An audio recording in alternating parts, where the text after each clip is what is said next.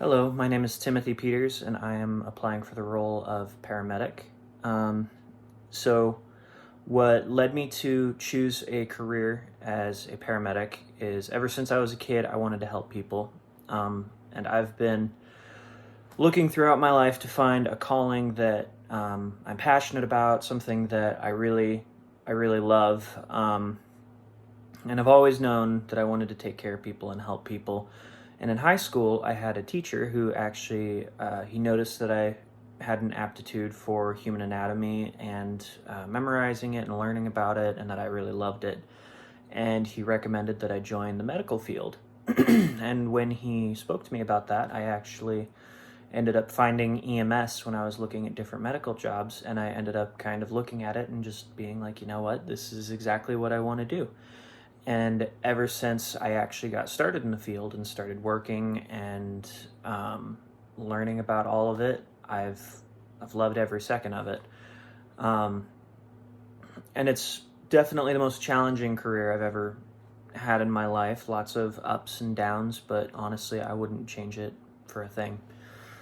Uh, so, talk about the importance of improving your skills as a paramedic and how you have done so recently. So, through my time as an EMT, I've been a part of many different changes, especially through COVID, um, which has definitely showed me that continuing your education, constantly learning about the field, and learning about different medical conditions and your medications and all of that is absolutely paramount in being in this field. And so far, the way that I have done that, the way that I've kept up is pretty much anytime I hear something that I don't know what it is, I look it up, I do a bunch of research on it, and then I have a giant list of medical conditions and different things that I keep that I constantly read through to keep myself fresh on them.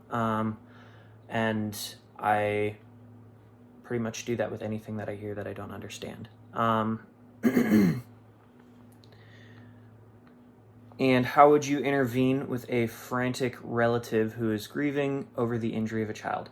So, what I think is really important to remember when it comes to grieving family members and whatnot is that your patient isn't your only patient. Like the person who's injured is not necessarily your only patient. You're also there to take care of that family.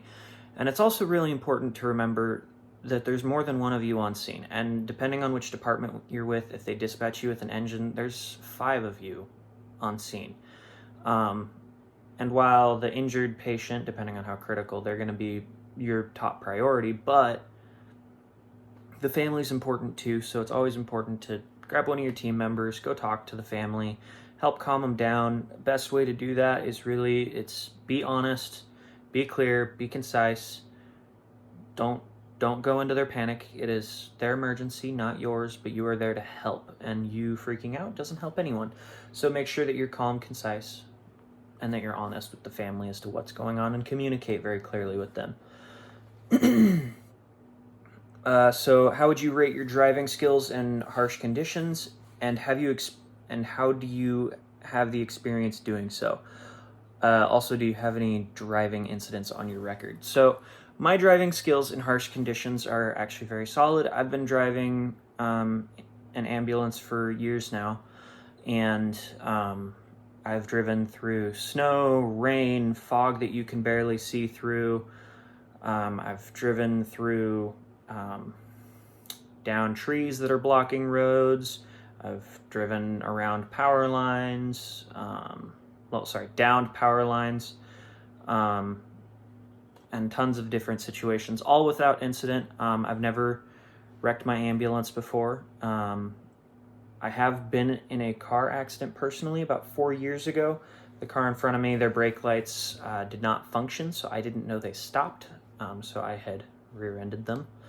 But this was 4 years ago. It was a minor accident. I wasn't going very fast. They weren't going very fast. To put it in perspective, we were all able to drive our vehicles away after the fact. And how do you ensure that you stay refreshed and in shape for your next shift, where you will be required to be in your peak mental and physical condition? So For me, my physical condition has never really been a problem. Lifting and moving patients is something I've never had an issue with. I always make sure that I lift with my knees, not my back. I make sure that I protect my back. I make sure to lift weights regularly to make sure that I stay strong enough to continue to move patients. And then to make sure that I take care of my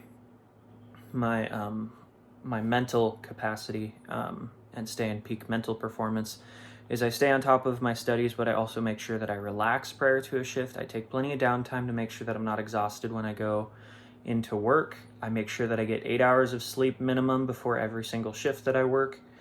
And I also make sure that I take care of my mental health, and I have plans and ways that I am capable of taking care of that for myself. And the reason you should choose me over any other of my peers is I work hard, I'm consistent, and I'm here because I love this work. This is what I'm passionate about, and this is a field that I will work harder than any applicant that you can get.